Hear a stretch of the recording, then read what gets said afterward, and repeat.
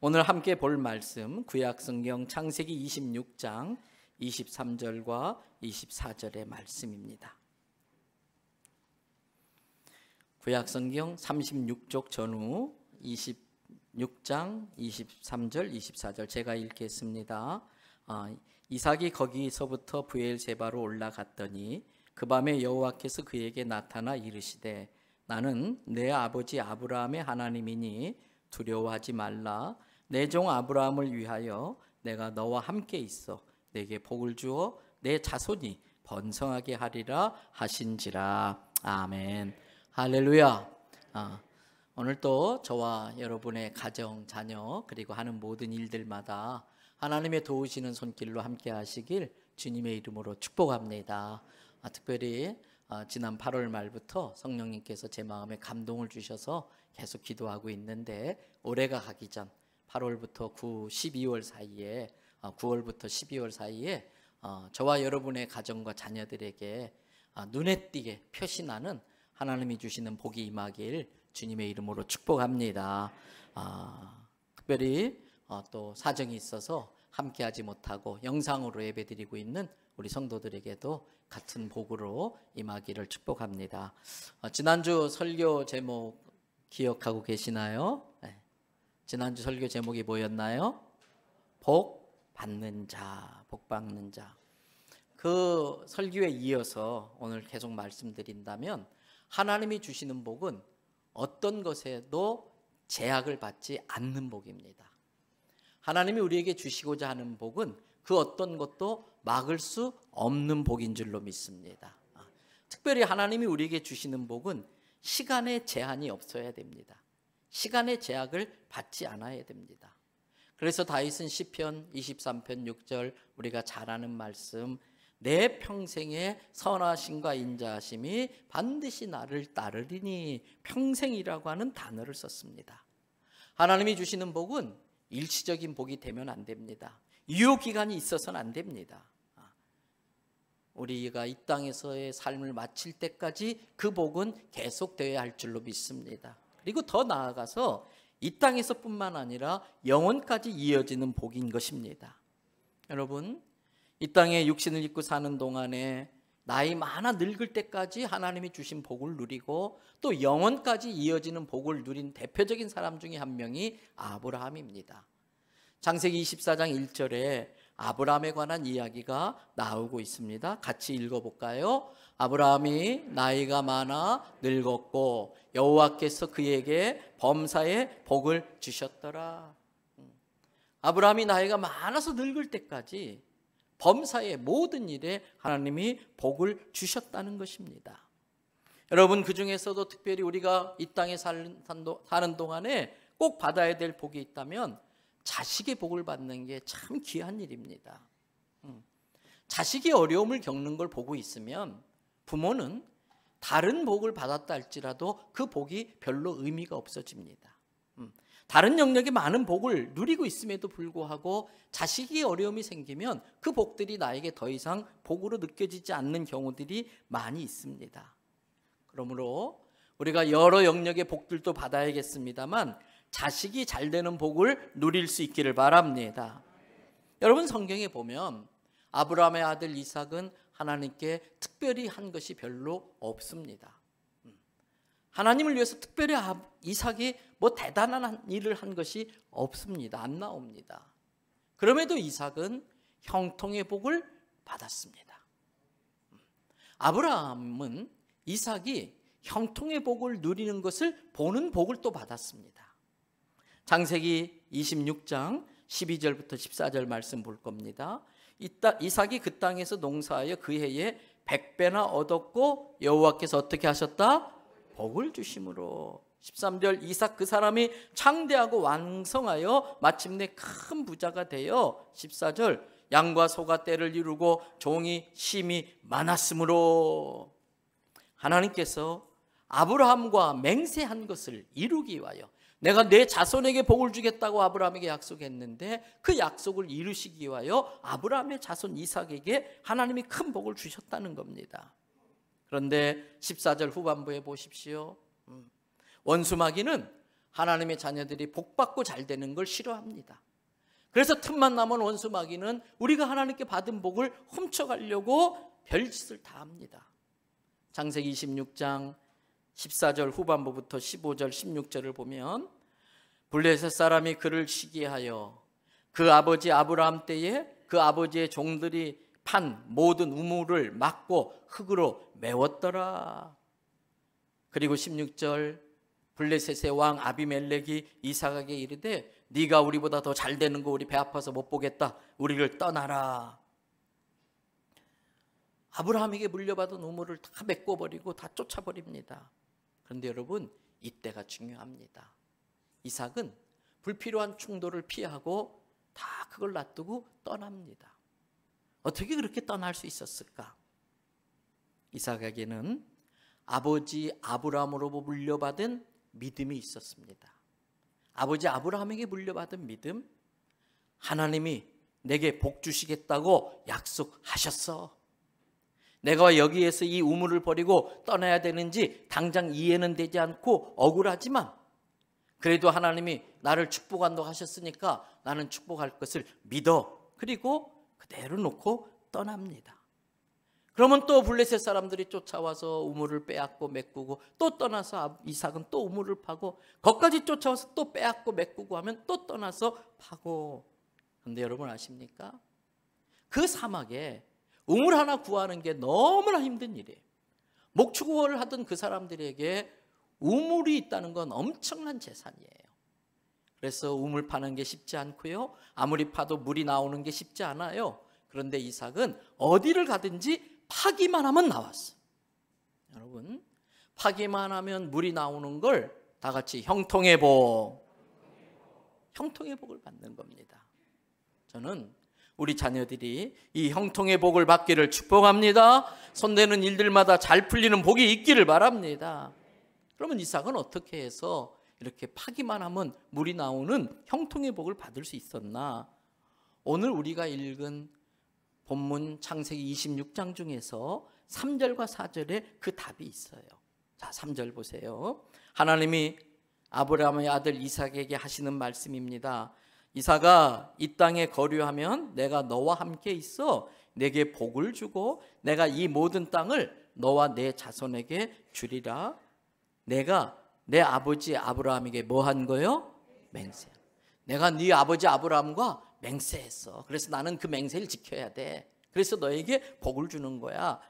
4절, 내 자손을 하늘의 별처럼 번성하게 할 거고 이 땅을 내 자손에게 주고 내 자손으로 말미암아 만민이 복을 받는 복의 통로, 복덩어리가 되게 할 거야.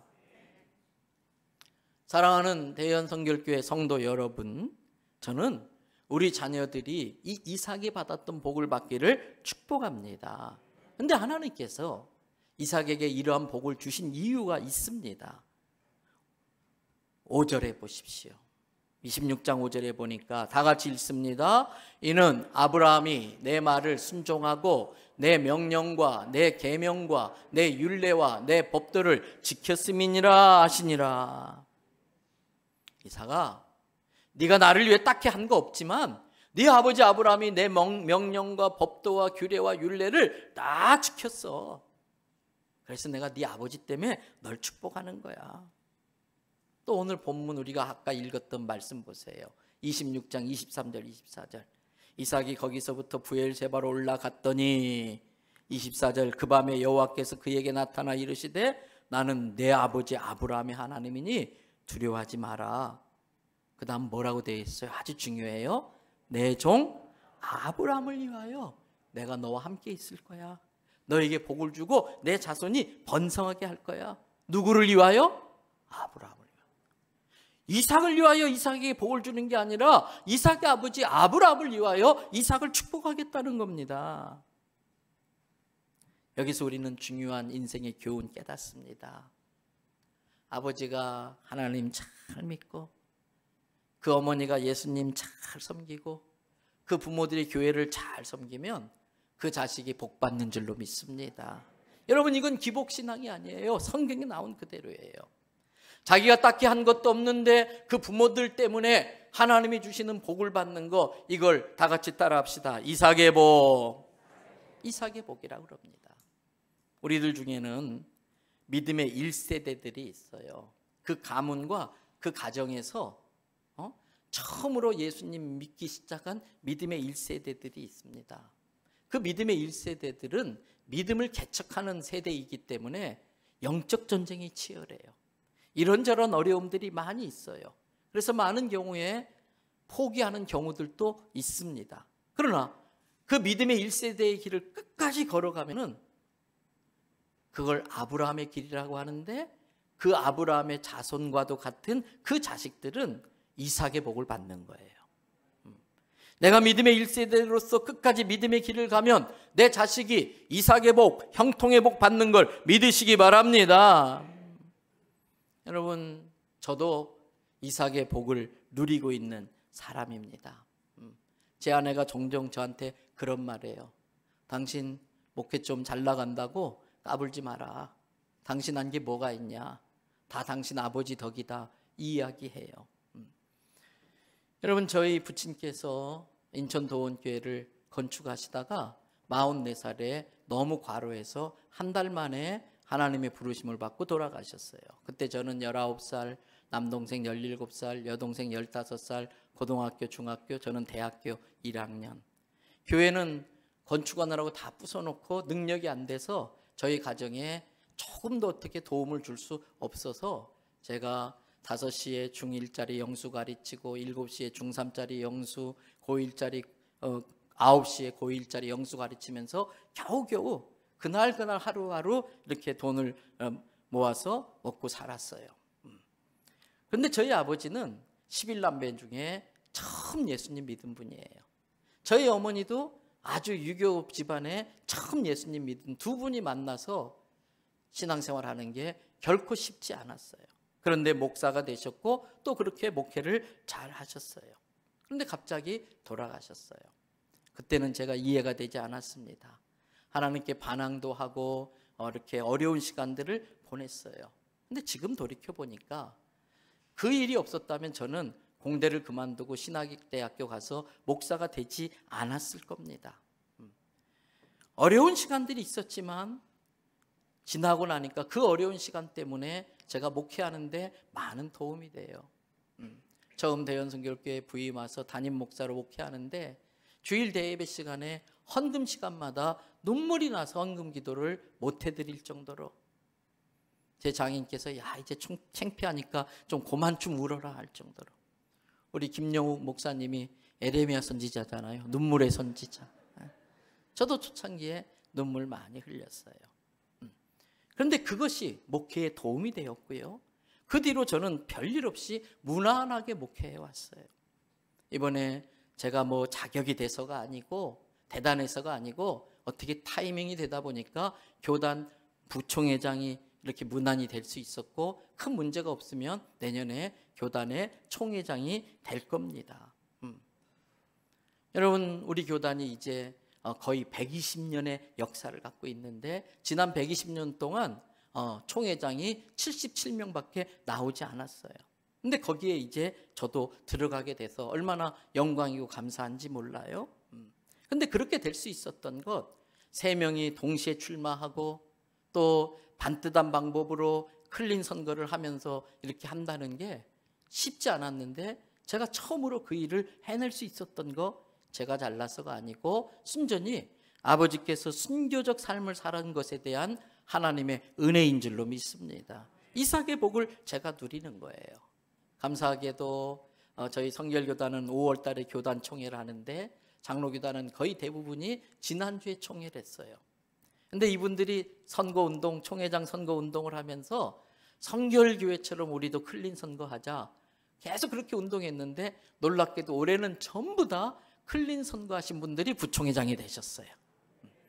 하나님께서 우리 교회와 또 저와 우리 성결교단을 쓰신 줄로 믿습니다. 이제 교회 건너편에 보면은 대연중학교가 있어요. 저희 아들 둘이 대연중학교를 나왔어요. 근데 이 아이들이 중학교 다닐 때에 큰애가 중3이고 작은 셋째가 중1일 때에 그 대연중학교에 소문이 돌았습니다. 이마임의 아버지가 재벌이라더라. 왜 재벌이냐? 저 학교 밑에 보이는 저 8층짜리 빌딩이 그 애들 아버지 거라더라. 그러면서 또 소문이 돌기를 신도라는 표현을 쓴대요. 주일마다 신도들이 헌금을 하면 그 아버지가 자루에다가 바리바리 싸갖고 간다더라. 그래서 우리 아이들과 그런 일 때문에 우연히 이야기가 나오게 됐어요. 아버지는 이 교회 건축하느라고 퇴직금까지 다 헌금해서 너네들한테 물려줄 게 없어. 그리고 아버지도 나름 공대 나오고 사업했다면 조금은 그래도 먹고 살만하게 할 수 있었을 텐데, 목회자는 돈 보고 하는 게 아니고 내 삶을 하나님께 바친 거라 너희들에게 집도 하나 물려줄 수 없고 아버지 이름으로 된 재산은 아무것도 없고 집도 없고 유일하게 엄마가 몰고 다니는 중고자동차 똥차 하나가 제일 큰 재산이다. 그랬더니 우리 아이들이 갑자기 당황하는 거예요. 그러면서 첫 마디가 아빠, 그러면 우리는 유산이 뭐가 있어? 물려줄 유산이 뭐가 있냐? 없다 그랬어요. 그랬더니 그 아이들이 야, 그동안 아버지 믿고 살았는데 아버지 믿고 살다간 큰일 나겠구나. 그리고 믿을 건 하나님밖에 없구나. 아마 그렇게 생각했나 봐요. 그 당시만 해도 건축한다고 과외도 못 시키고 학원도 못 보내서 학교에서는 선행학습, 니네들 이거 학원에서 다 배웠지? 이러고 막 진도를 나가니까 얘네들이 못 따라가서 거의 바닥을 쳤어요. 근데 그 일이 있는 그 일을 계기로 해서 우리 아이들이 야, 독자 생존해야겠다. 그래서 열심히 나름 공부를 해가지고 그나마 지금은 조금 이렇게 자기 살 만큼 이렇게 성장을 했습니다. 여러분, 부모의 책임이 있습니다. 인생을 살아가면서 자녀들에게 꼭 필요한 것을 유산으로 물려주어야 됩니다. 근데 자녀들이 인생을 살아가면서 꼭 물려받아야 될 유산은 뭘까? 부모가 자식들에게 물려주어야 될 그 유산은 뭘까? 그것은 하나님만 믿고 의지하는 믿음인 줄로 믿습니다. 하나님만 믿고 의지하는 그 믿음이 자식들에게 계승되어야 됩니다. 하나님을 믿는 믿음이 없이 물려준 물질은 오히려 화근이 됩니다. 하나님을 경외할 줄 모르고 하나님 믿는 믿음이 없이 물려준 믿음은 아이들로 하여금 신앙에서 떠나 쾌락주의로 빠지게 하는 통로가 될 수도 있습니다. 당연히 부모는 자기 자녀에게 이 땅의 기름진 복을 물려주고 싶은 마음이 있습니다. 그러나 이 땅의 것에 하늘의 신령한 것이 함께하지 않으면 이 땅의 것이 더 이상 복이 되지 않는 것입니다. 그래서 사도 요한은 요한 3서 1장 2절에서 우리가 잘 아는 말씀이지요. 사랑하는 자여, 뭐가 잘됨 같이? 영혼이 잘됨 같이 네가 범사에 잘되고 강건하기를 간구한다 그랬습니다. 이것이 우리 자녀들에게도 적용돼야 됩니다. 우리 자녀들의 영혼이 먼저 잘되길 축복합니다. 특별히 여러분, 성경을 통해서 우리가 알 수 있는데 부모가 어려움 중에도 믿음을 지키면 그 자녀들이 그 고통의 시간을 통과해낼 수 있다는 걸 볼 수 있어요. 부모가 어려움 중에도 믿음을 지키면 자식이 어려움을 면제받을 수도 있다는 걸 성경을 통해 볼 수 있어요. 열왕기상 11장 34절입니다. 하나님께서 젊은 날에 정말 하나님을 잘 따르고 하나님을 섬기는 성전까지 이렇게 지어서 바쳤던 솔로몬이 나라를 확장하고 싶은 욕심에 주변의 이방 나라 공주들을 왕비로 받아들입니다. 그때 그 공주들이 자기 나라 우상까지 갖고 들어오면서 솔로몬이 나이를 먹자 분별력이 흐려지고 그 왕비들의 꼬임에 빠져서 우상을 숭배하는 일을 합니다. 그걸 본 하나님이 너무나 안타까웠어요. 그래서 솔로몬에게 이렇게 이야기합니다. 내가 택한 종 다윗이 내 명령과 법도를 지켰기 때문에 내가 네 아버지 다윗을 위하여 지금 이 큰 죄를 저지르고 있는 솔로몬 너의 생전에는 네 나라를 빼앗지는 않고 계속 주관하게 다스리게 할 거야. 솔로몬이 왕위에서 쫓겨나는 죄를 저지르고 있지만은 그 아버지 다윗 때문에 그렇게 했다가는 아버지 다윗이 너무 마음 아파할 것을 하나님이 아셨기 때문에 솔로몬 너한테는 하지 않을 거야. 그러면서 지금이라도 늦지 않았으니까 돌이키라는 의미로 계속해서 하나님이 지금 말씀하는 거예요. 열왕기상 11장 6절부터 8절 봅시다. 솔로몬이 여호와의 눈앞에서 악을 행하여 그의 아버지 다윗이 여호와를 온전히 따름같이 따르지 아니하고 7절 모압 민족에 가증한 그모스 신을 위하여 자기가 성전을 세운 예루살렘 산 앞에 그모스 신을 위한 산당을 지었고 또 암몬 자손에 가증한 그 몰록 신을 위하여 똑같은 짓을 했고 8절 그가 또 그의 이방 여인들을 위하여 다 그와 같이 각 나라의 신들마다 다 신당을 다 세워줬다는 거예요. 그래서 그 여인들이 거룩한 땅 이스라엘 땅에서 자기 나라의 신에게 분향하며 제사하고 있더라는 거예요. 여러분 따라합시다. 끝이 좋아야 합니다. 인생은 끝이 좋아야 돼. 다윗은 좋게 시작했다가 끝이 안 좋게 끝났습니다. 하나님이 2번이나 경고합니다. 열왕기상 11장 9절부터 11절 솔로몬이 마음을 돌려 이스라엘의 하나님 여호와를 떠남으로 여호와께서 그에게 진노하사 여호와께서 일찍이 2번이나 그에게 나타나셔서 말씀하셔요. 10절 이 일에 대하여 명령하사 다른 신 따르지 말라고 했지만 그가 여호와의 명령을 무시해버린 거예요. 11절 여호와께서 솔로몬에게 말씀하시되 내게 이러한 일이 있었고 또 내가 내 언약과 내가 내게 명령한 걸 지키지 않았기 때문에 이 나라를 빼앗아서 네 신하에게 줄 거야. 그런데 여러분 그 다음이 참 중요해요. 12절 보세요. 다 같이 읽겠습니다. 그러나 내 아버지 다윗을 위하여 내 세대에는 이 일을 행하지 아니하고 내 아들의 손에서 빼앗으려니와. 하나님이 계속 아버지 다윗 때문에 기다렸어요. 그리고 마지막 최후 통첩하는 거예요. 이건 뭐냐면은 한 번 더 회개할 기회를 주겠다. 회개의 찬스를 얻는 것 같습니다. 그래서 솔로몬이 회개하고 돌이키든지 정 안 되면 아들 르호보암, 솔로몬의 아들 르호보암, 다윗의 손자 르호보암이 할아버지 다윗을 생각하고 다시 솔로몬이 잘못한 것을 바로 잡아 놓든지 하나님은 그 기회를 주고 있는 겁니다. 그런데 아시는 것처럼 솔로몬이 회개의 찬스를 날려버렸어요. 르호보암도 할아버지 다윗을 따라가지 않고 아버지 솔로몬을 쫓아갔어요. 결국 이스라엘은 다윗의 부하 여호로보암이 반란을 일으켜서 북이스라엘과 남유다로 쪼개져서 쫄딱 망하고 맙니다. 여기서 우리는 또 중요한 걸 하나 깨달을 필요가 있습니다. 다윗이 왕궁을 이루는 큰 일은 잘했지만 그래서 너무 바빴든지 아마 자식의 신앙 교육은 좀 소홀하지 않았을까 하는 생각이 들어요. 그래서 어찌저찌 해서 솔로몬이 왕궁까지 짓긴 했지만 끝까지 잘 가지 못했고 아들 압살롬에게 반역을 당하는 그러한 일들을 당하기도 했어요. 아버지 다윗이 그렇게 바빠서 자식들을 신앙으로 잘 몰돌보았다면 어머니 미갈이 그 일을 해줘야 됩니다. 그런데 미갈도 그럴 만한 사람은 못 되었던 것 같아요. 다윗이 법궤를 예루살렘으로 가져올 때에 너무 즐거워서 너무 감사해서 춤을 덩실덩실 추는데 아내 미갈이 뒤에서 그걸 보고 비웃어요. 아이고 왕이 채통머리 없이 바지춤이 내려가도록 그것도 모르고 저렇게 춤이나 추고.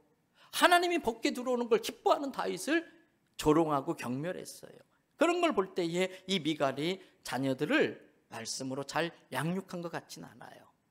여러분 돈 버는 것도 참 좋아요. 다른 여러 가지 세상 일도 참 좋아요.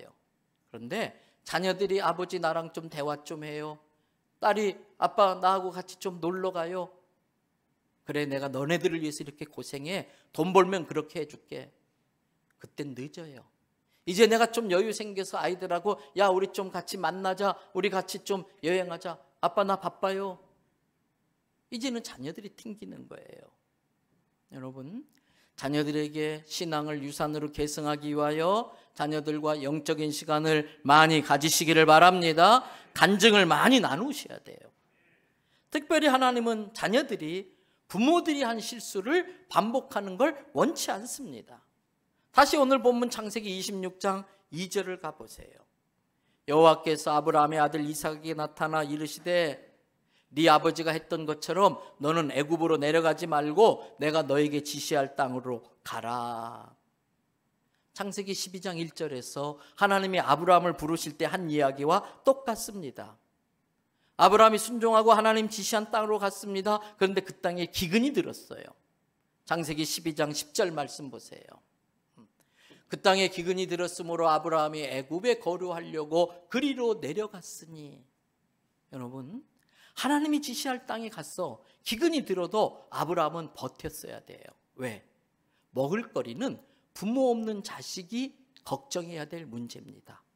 아브라함은 하나님을 아버지로 믿고 하나님께 자기 인생을 맡긴 사람입니다. 그런데 하나님의 깊은 뜻이 있어서 하나님이 지시할 땅에 갔어도 기근이 들어서 먹을거리를 마련하는 게 쉽지 않았어요. 그런데 이때까지만 해도 아브라함은 믿음으로 거기에서 버틸 만한 그러한 믿음이 없었습니다.